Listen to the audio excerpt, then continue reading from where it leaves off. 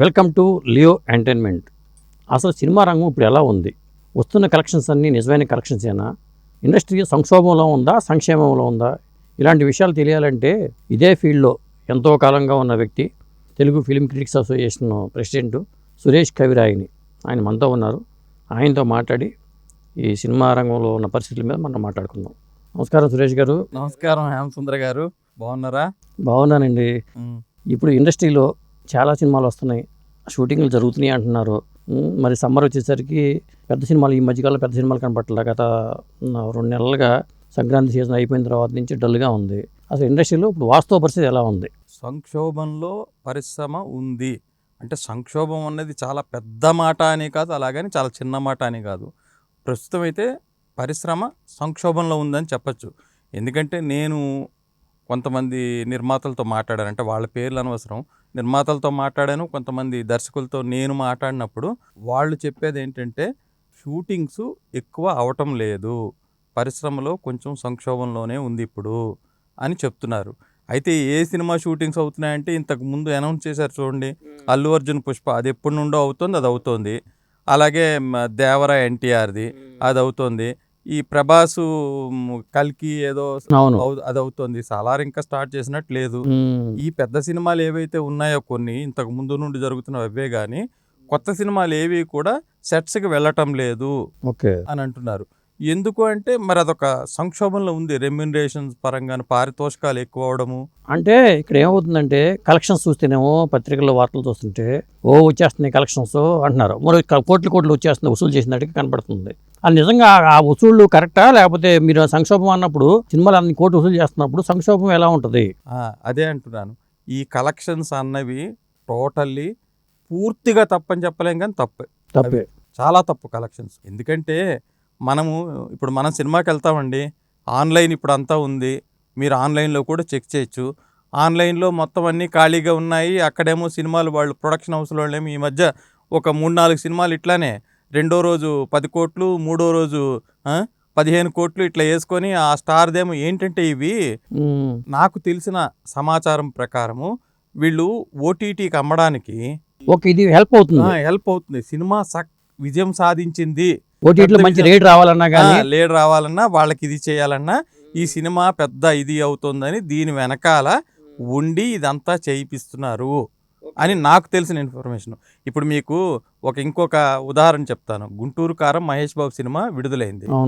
ఆ నిర్మాతకి ఈ మీడియా వాళ్ళలో కొంతమంది ఆ సినిమా కలెక్షన్స్ రాంగ్ అని రాసిన మీడియా వాళ్ళకి మధ్య వాగ్వివాదం అయింది. అది అందరికీ లైవ్లో కూడా వచ్చింది.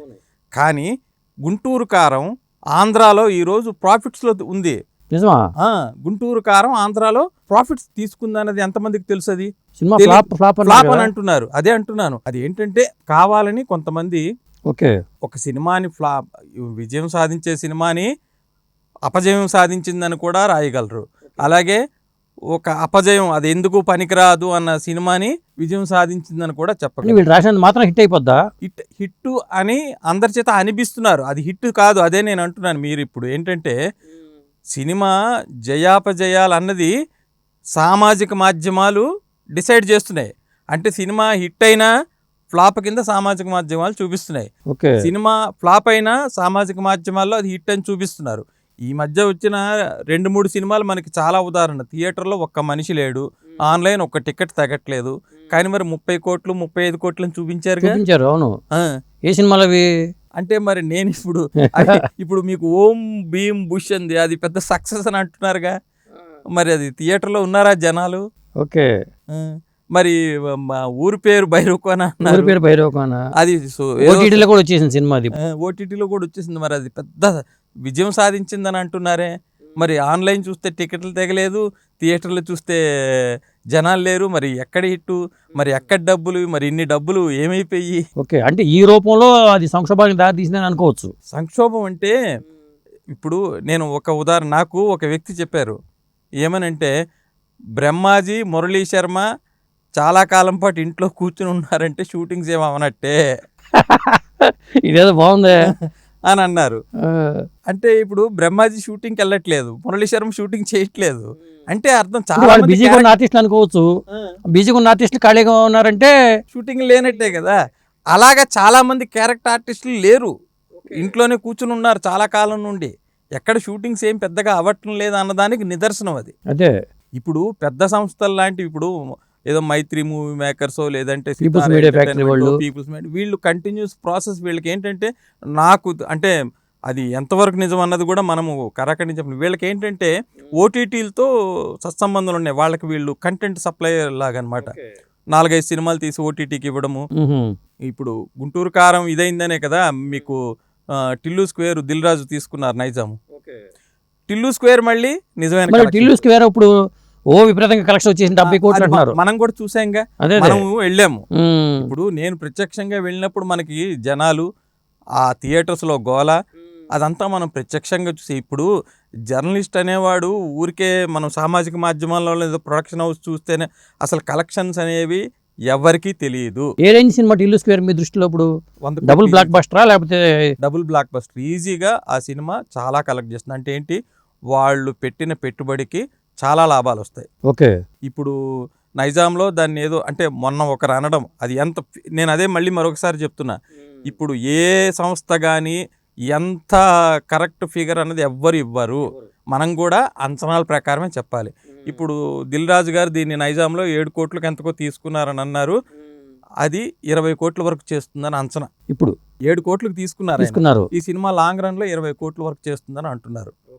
అంటే ఆయనకి గుంటూరు కారం కూడా దీంట్లో వచ్చేస్తుందని కవర్ అయిపోతుంది. గుంటూరు కారం ఆయనే కదా తీసుకున్నారు నైజాము. మరి గుంటూరు కారం మీరు డబ్బులు బాగా వచ్చినాయి అంటున్నారు కదా. ఆంధ్రాలో నేను చెప్పింది అదే నేను చెప్పింది ఆంధ్రాలో. మీరు, నేను నైజాం అనలేదు. నైజాంలో కొంత పోయింది. చేతురు కాలనీ దిల్ రాజు గారికి కొంత కొంత అంటే మరీ హ్యూజ్ అదేదో గుంటూరు కారం డిజాస్టర్ అన్నంత కాదు. నైజాంలో కొంత పోయింది, ఆంధ్రాలో ప్రాఫిట్స్ వచ్చాయి. మీకు ఈ రోజుకి కూడా మీరు సామాజిక మాధ్యమాల్లో చూస్తే కనుక ఆ కుర్చీ మడత పెట్టి సాంగ్ ఇప్పుడు కూడా ఇంకా నడుస్తుంది పెద్ద బాగా హిట్ అయిపోయింది పాట. బ్రహ్మాండంగా. అవును. ఇప్పుడు మీకు ఒక సాంగ్ అంతలా హిట్ అవ్వకపోతే అవదుగా. మీకు ఇంతకు ముందు అలవైకుంఠపురంలో సాంగ్, అది ఆ సాంగ్స్ ఎంతలాగా మీకు పాపులారిటీ అయ్యాయో మనకు తెలుసు. ఆ తర్వాత మళ్ళీ కుర్చీ మడత పెట్టి సాంగ్ అంత పాపులర్ అయింది. ఎక్కడ చూసినా కూడా అదే సాంగ్. మీరు ఏ పార్టీలకు వెళ్ళండి, ఏ సామాజిక మాధ్యమం, ఇప్పుడు అది హిట్ అవ్వకపోతే అంతలా అవ్వదు కదా.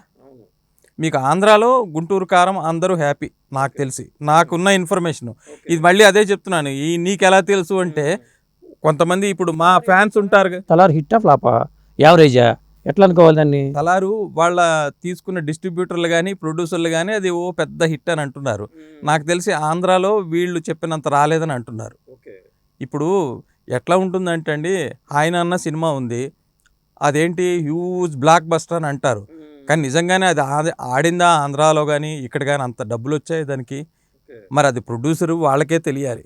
ఇప్పుడు ఎలా అయిపోయిందంటే అండి, పరిశ్రమలో కొంతమంది ఒక సినిమాని కావాలని ఓ హిట్ హిట్ హిట్ అని చేయడం. అంటే ఇప్పుడు నేను మాట్లాడితే మళ్ళీ అది మీకు వివాదం అయిపోతుంది. అది లేదా ఏదో వేరే వాడి సినిమా అయితే దాన్ని ఫ్లాప్ ఫ్లాప్ ఫ్లాప్ అని చేయించడము. అంటే అట్లా చేస్తే అయిపోద్దా అని అదే అంటున్నాను. ఇప్పుడు ఏమవుతుంది, ఇప్పుడు ఇంతకుముందు ఒకసారి మీకు గుర్తుందో లేదో, ఒక పెద్ద ప్రొడ్యూసరే ఒక అగ్రనటుతో సినిమా తీసి ఆ సినిమా రిలీజ్ అయిన 3వ రోజు మా సినిమా ఏదో ఇన్ని కోట్లు కలెక్ట్ చేసిందని అడ్వర్టైజ్మెంట్ పెద్దది వచ్చింది. ఇస్తే ఇన్కమ్ ట్యాక్స్ వాళ్ళు వెళ్ళారు ఆయన ఇంటికి, ఈ మీ సినిమా కలెక్ట్ చేసింది కదా చూపించండి. అది ఊరికే అడ్వర్టైజ్మెంట్ కండి మేము చేస్తుంది అన్నాడు ఆయన. ఆ సదరు నిర్మాత అది కేవలం అడ్వర్టైజ్మెంట్ కోసం అండి, హైప్ కోసం మేము ఇస్తాము, మా సినిమా అంత కలెక్ట్ చేయదని అన్నాడు. అంటే దీనివల్ల 2 లాభాలు ఉన్నాయి. ఇప్పుడు సినిమా గుంటూరు కారం పోయిందని అందరూ అనుకుంటున్నారు, నిర్మాత ఏమనుకుంటాడు, అనుకోండి పోయిందని, మా మీదకి ఏమి ఎవరు రారు, ట్యాక్స్ వాళ్ళు వీళ్ళు పోయింది అనుకుంటే. అంతే కదా, పెద్ద హిట్ అంటేనేమో అది ప్రమాదం ఉంది. హిట్ ఎందుకుంటే మీకు లాభాలు వచ్చాయి కదా, కట్టండి చూపండి అని అంటారు. సో పోయిందనుకున్నా నిర్మాతకి ఎటువంటి ఏమీ లేదు. హిట్ అయిందని ఎవరు అంటున్నారు, బయట వాళ్ళు అంటున్నారు, నేను అనట్లేదు అంటాడు మళ్ళీ. అదే ఇప్పుడు సంక్షోభానికి ఈ కలెక్షన్స్ ఏ మేరకు కారణం అవుతాయి? సంక్షోభం అంటే ఇప్పుడు సినిమా కలెక్షన్స్ అవి బ్రహ్మాండంగా. ఇప్పుడు మీరు టిల్లు స్క్వేర్ చూసుకోండి, టిల్లు స్క్వేరు హిట్ అయింది. హిట్ అయితే ఆ ప్రొడక్షన్ హౌస్ ఇంకో 2 సినిమాలు అలాంటివి చేయడానికి ప్లాన్ చేస్తారు. చిన్న సినిమా అది, అలాంటి చిన్న సినిమాలు ప్లాన్ చేస్తారు డబ్బులు వస్తే. ఇప్పుడు సిద్ధు జొన్నలగడ్డ అనే ఆయన ఒక స్టార్ అయ్యాడు ఈ సినిమాతో. ఆయన ఇలాంటివి ఇంకో 2 సినిమాలు చేయడానికి నెక్స్ట్ సినిమాకి ఆయనకి బాగా పనికొస్తుంది. ఆయన ఇప్పుడు నెక్స్ట్ ఏవేవి ఉన్నాయో అవన్నీ షూటింగ్స్ మొదలవుతాయిగా. ఇప్పుడు ఆయన మీద ఇంత మనీ ఇంత బిజినెస్ చేసింది అంటే ఆయన సినిమాలు నెక్స్ట్ ఏమున్నాయి అవన్నీ వెంటనే షూటింగ్ మొదలెడతారుగా ఓకే. నిర్మాతలు కొద్దిగా డబ్బులు పెట్టి. ఇప్పుడు మీకు సినిమా హిట్ అంతే కదా, అయిందంటే అంతేగా. అది మిగతా వాళ్ళకి వస్తుంది కదా, అది అదే వచ్చి Shooting సినిమాను ఆడుతున్నా. అసలు నన్ను అడిగితే థియేటర్స్కి ఆడియన్స్ ఈ మధ్య కాలంలో ఎక్కువ రావట్లేదండి. నేను ఆ మధ్య ఒక మల్టీప్లెక్స్కి వెళ్తే నేను అడిగాను, ఏంటండి ఊరి పేరు భైరవకు అన్న పెద్ద హిట్ అంటున్నారు అని. నవ్వాడు ఆయన. ఓం భీమ్ బుష్ పెద్ద హిట్ అంటున్నారు అంటే నవ్వాడు ఆయన. సార్ కిందని పార్కింగు వాళ్ళకి ఎంప్లాయీస్ని పెట్టాము మేము. ఒక 10-15 మంది ఉంటారు కదా, వాళ్ళకి మనిషికి 20,000 25,000 పే చేయాలి కదా. వాళ్ళకి డబ్బులు ఎవరు ఇస్తారు? మల్టీప్లెక్స్ వాళ్ళు ఇవ్వాలిగా. మరి ఇప్పుడు ఫ్రీ కదా పార్కింగ్, సినిమా అవన్నీ కూడా ఫ్రీయే కదా వచ్చేవి. వాళ్ళకి ఇవ్వాలంటే ఇక్కడ డబ్బులు రావాలి కదా. ఆయన చూపించాడు 7,000 3,000 4,000. ఓకే. థియేటర్స్కి ఎవరు రావట్లేదు జనాలు సినిమాలు మరి చూడడానికి. రావట్లేదు అనుకున్నావు. ఇప్పుడు టిల్లు స్క్వేర్ లాంటి సినిమాకి వస్తున్నారు కదా. అది దాని ప్రచారము, దాని తాలూకా ప్రచారము, సెలవులు. టిల్లు అనేవాడు ఒక క్రేజ్ క్రియేట్ చేశాడు. Okay, hero. అంటే నేను అనేది ఏంటంటే సినిమా బాగుండి నిజంగా అది పూర్తిగా వినోదాత్మకం అండి. నవ్వుతూనే ఉంటారు థియేటర్లో. అది ఆ మౌత్ టాక్ స్ప్రెడ్ అయిపోవాలి అంతే. మీకు ఎప్పుడైతే అది స్ప్రెడ్ అయిపోతుందో థియేటర్కి ఆటోమేటిక్గా వస్తారు జనాలు. అయితే ప్రతి సినిమాకి అదే అంటున్నాను నేను. ఇంతకు ముందులాగా ఈగర్గా ఈ సినిమా వస్తుంది, ఈ సినిమాకి వెళ్దామని ప్రేక్షకుడు సిద్ధంగా లేడు. టాక్ వచ్చిన తర్వాత వెళ్తున్నారు. కానీ కొంతమంది యూత్ సెలవులప్పుడు ఇదిగో ఇలాంటి ఈ సిద్ధు జొన్నలగడ్డ లాంటి డీజే టిల్లు ముందు పెద్ద పాపులర్ అయింది కాబట్టి టిల్లు స్క్వేర్కి వస్తున్నారు.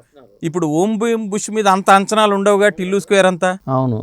ఇప్పుడు టిల్లు స్క్వేర్ ప్రభావం నెక్స్ట్ ఫ్యామిలీ స్టార్ మీద ఉంటుందేమో మనం చెప్పలేము. ఎందుకంటే ఆయన రిలీజ్ వాళ్ళు భయపడతారుగా. టిల్లు స్క్వేర్ ఇంతలా ఉంది అంటే మరి మనకు ఓపెనింగ్స్ వస్తాయా రావా, మన ఓపెనింగ్స్ ఎలా ఉంటాయి అని ఆ ప్రొడ్యూసరు ఆ హీరో వాళ్ళందరూ కూడా కొంచెం దీనిగానే ఉంటారు. అదే ఎందుకంటే నువ్వు చేసే ప్రచారాలు, నువ్వు చేసే ఇప్పుడు ఎంత ప్రచారం చేసినా ఏం చేసినా కంటెంట్ మీదే డిపెండ్ అయి ఉంటుంది సినిమా. నువ్వు ఎన్ని ఊర్లు తిప్పినా.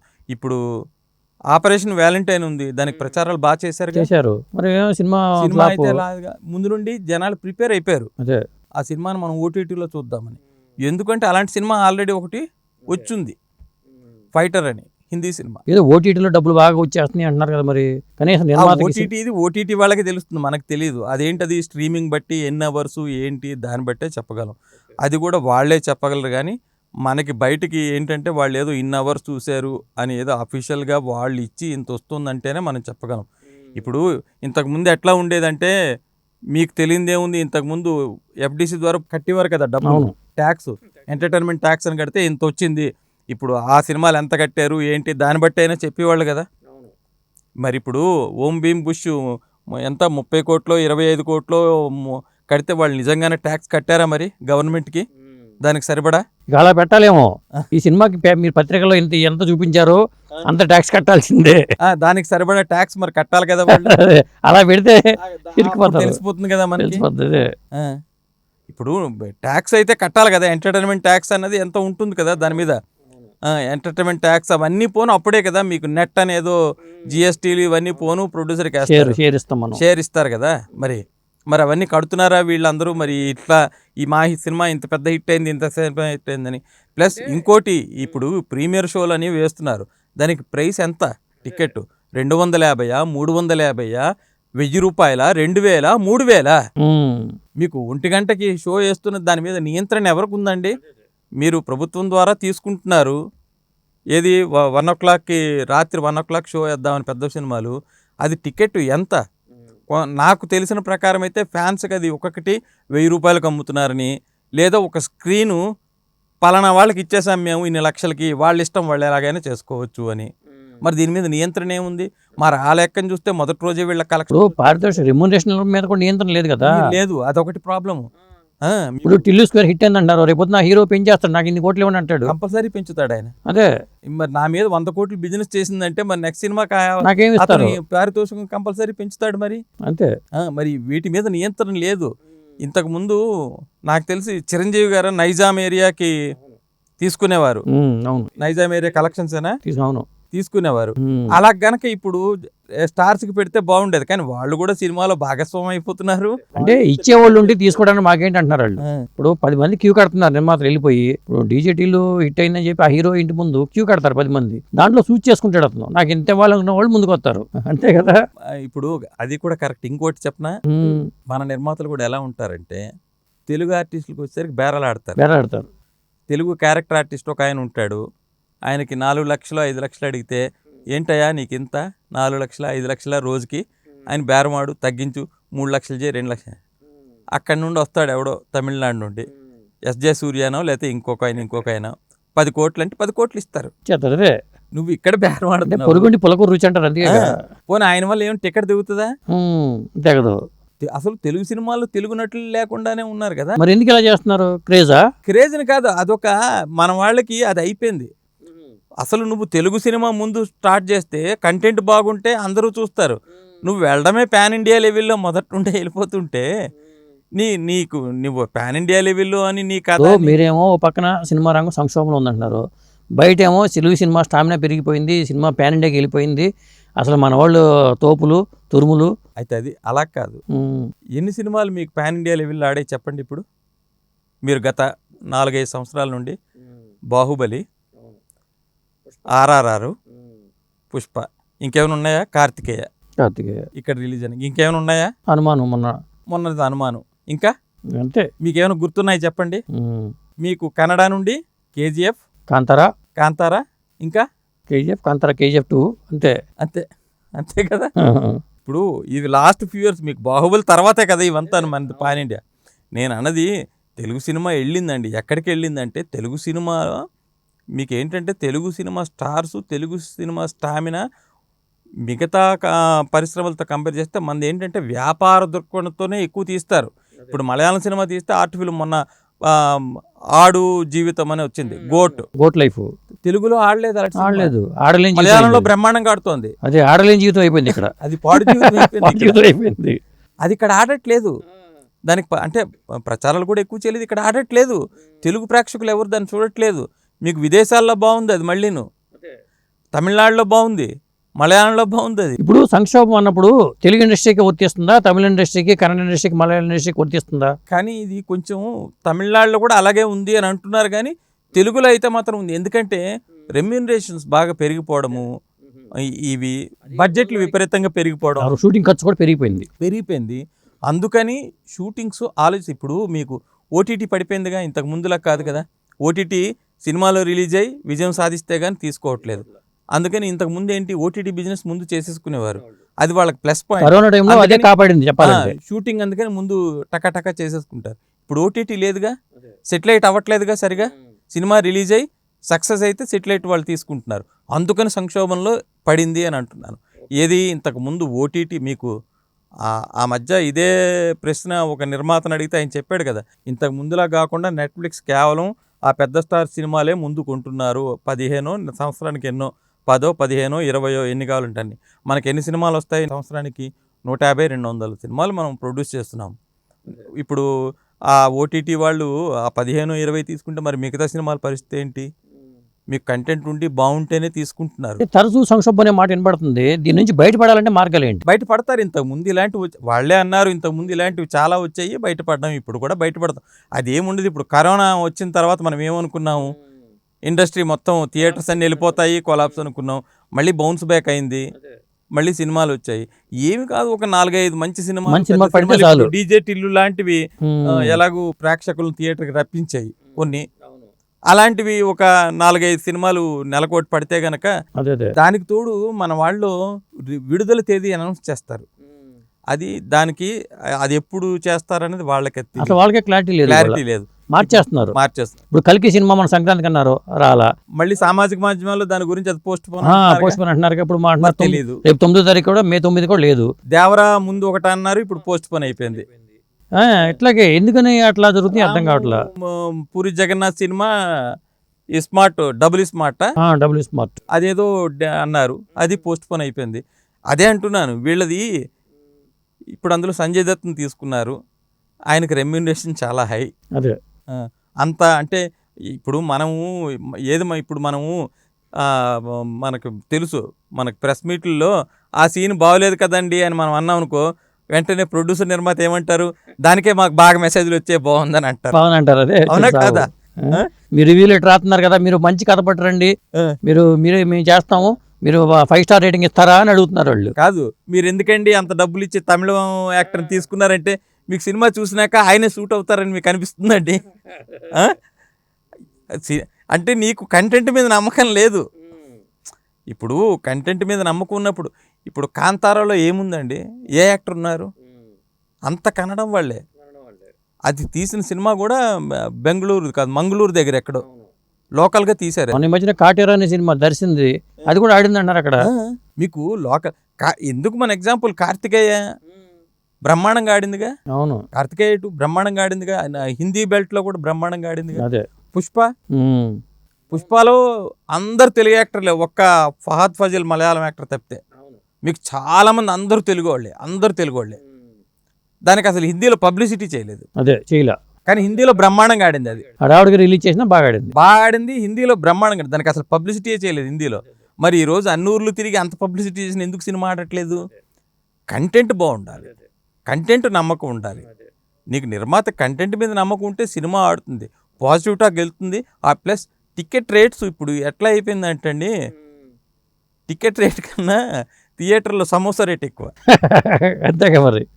ఇప్పుడు ఆడు ఫ్యామిలీతో వెళ్తాడు సినిమాకి, 1000 రూపాయలు ఓకే ఖర్చు పెట్టుకుని వెళ్తాడు. ఆ కుర్రాడు నాన్న సమోసా అంటాడు, 300. పాప్కార్న్ అనగానే 450 రూపాయలు, 450, 300, 450 అది.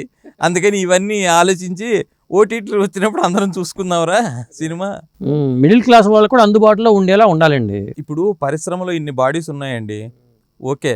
ఇప్పుడు మీరు గవర్నమెంట్ దగ్గరికి వెళ్ళి ఎక్స్ట్రా ఆట, మాకు ఎక్స్ట్రా ఇవ్వాలి, టికెట్ రేట్స్ హైకు ఇన్ని అడుగుతున్నారే, మరి దానికి వీకెండ్స్ అప్పుడు ఒక ప్రైస్, మామూలు రోజుల్లో ప్రైస్ తగ్గించండి.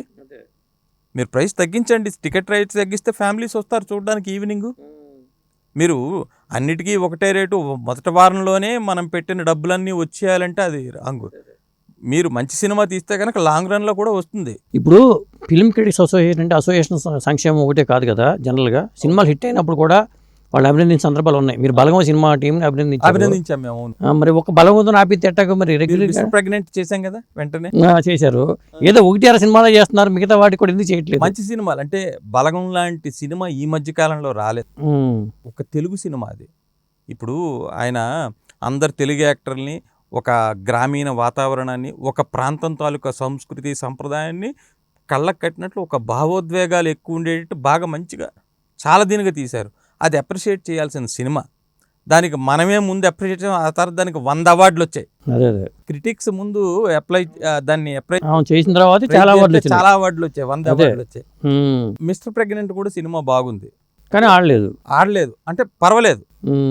ఆ సినిమా రేంజ్కి అది పర్వాలేదు. దానికి ప్రచారాలు అవి కొంచెం తక్కువ అది అవడము ఏదో, కానీ సినిమా అయితే అప్రిషియేట్ చేయాల్సిన సినిమా అది అందులోని. అందుకని దాన్ని కూడా అప్రిషియేట్ చేసాం మేము, ఫిల్మ్ క్రిటిక్స్ చేసినాం. మంచి సినిమాలు వస్తే మేము ఎప్పుడు కూడా అప్రిషియేట్ చేస్తాం. ఓకే అండి. అయితే ఏంటంటే మధ్యలో ఆగిపోయింది, ఇది పూర్వం కూడా ఉండేదిగా, మీకు తెలియదే ఉంది పూర్వం. అయితే మీ అసోసియేషన్ వ్యవహారాలకు సంబంధించి ఒక ఇంటర్వ్యూలో పెట్టుకుందాం, మనం ప్రత్యేక ఇంటర్వ్యూ పెట్టుకుని మీ అసోసియేషన్ యాక్టివిటీస్ ఏంటి, అసలు మీ అసోసియేషన్కి పోటీగా వేరే అసోసియేషన్లు ఉన్నాయి అంటున్నారు, వాటికి వీటికి తేడా ఏంటి, ఇవన్నీ ఇంకోసారి మనం మాట్లాడుకుందాం. అంటే ఎన్ని పోటీ ఉన్నా అందరం పాత్రికేయులమేగా, అందరూ సినిమా దీనికోసమే, సినిమా ఇండస్ట్రీ మీదే, సినిమా పరిశ్రమే. అయితే మాది కొంచెం 60 ఏళ్ళది కాబట్టి అప్పటి నుండి, అందుకని ఆ అనుభవాలనే ఒకసారి పెట్టుకుందాం. ఇప్పుడు మీరు ప్రస్తుత అసోసియేషన్ అధ్యక్షుడిగా ఉన్నారు కాబట్టి ఆ విషయాలన్నీ మాట్లాడుకుందాం. థ్యాంక్ యూ అండి, మా స్టూడియోకి వచ్చి మీరు మాకు ఈ విషయాలు చెప్పినందుకు ధన్యవాదాలు. ఎం సుందర్ గారు, థ్యాంక్ యూ. సురేష్ గారు.